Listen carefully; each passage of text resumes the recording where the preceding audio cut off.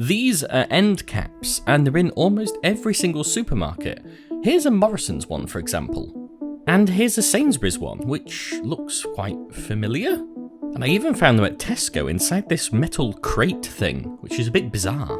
Whether you like it or not, supermarkets these days have got super savvy in terms of finding ways to make you part with your hard-earned cash.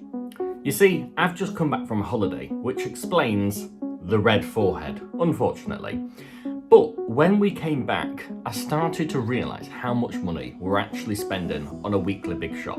And I started to wonder where that money was being spent. You see, I thought we just got the bare essentials, the stuff for the everyday meals that you'd expect. But now I start looking back on my old habits of what I used to do in the shop, and I'm starting to look and see the little ploys that supermarkets are using to get you to part with your money. Here's what I found. These obstructive end caps are, well, everywhere. If you go to any shop, you'll see literally tens of them across every supermarket. And typically, they look like pallets straight from the manufacturers, just dumped in the middle of the supermarket. But sometimes they can have quite unique displays, such as this Shiba one, which is clearly designed to try and get you to favour this brand. But what makes these so attractive? Why do you feel compelled to buy a product from these end caps? What is it that's drawing you in? Well, there's a couple of different ways they achieve this.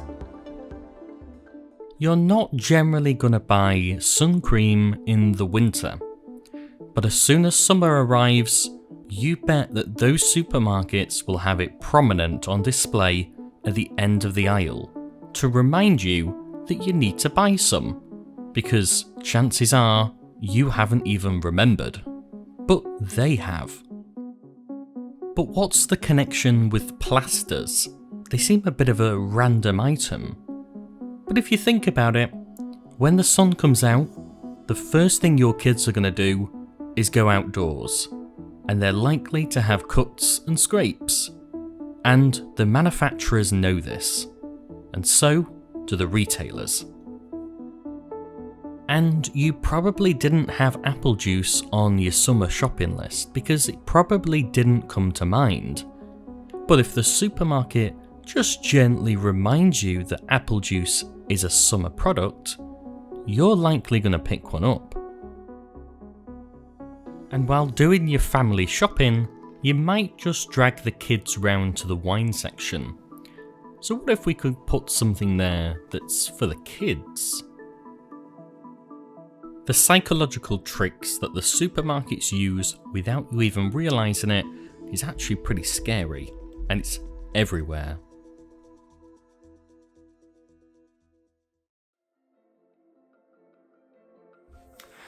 You see, I thought this was just a cheap supermarket problem.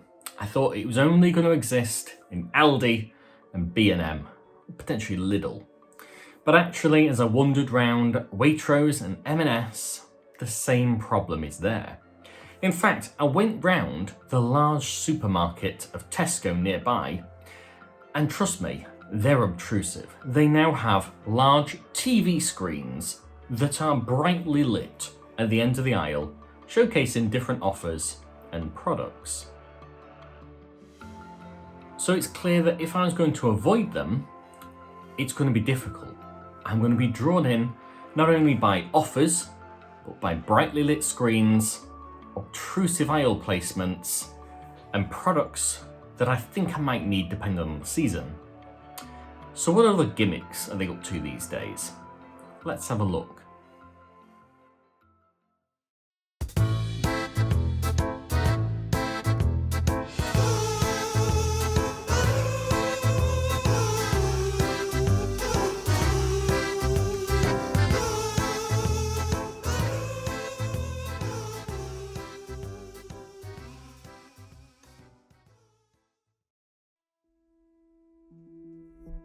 If you haven't spotted already, we're talking about height distribution. The common theme of these products mentioned is that they're all low to the ground, They're perfect for children to grab off the shelf and pester their parents for. If an item's in the middle of the aisle, then ultimately it's at perfect eye level for the majority of people, and therefore the first thing that you'll look at. If it's anywhere else at the top, then that's just another product that clearly hasn't paid the retailer enough to put it in prominent position. This is a pen. I'd be worried if you didn't know what it was by now, but I'll forgive you because most people don't use them. We use our phones. The idea is that you create a checklist on your phone or on pen and paper if you so desire. What that will mean is that when you go to the supermarket, anything that was urgent will be on your list. Anything that you see on an end cap, add it to the list for next week. If it's really that important to you, it'll stay on the list. But ultimately, if you decided it's a waste of money, by then you'll have scrubbed it off your list. And that prevents you from buying things, bringing them home and thinking, how on earth did I spend £10 on all this rubbish that I didn't even intend to buy?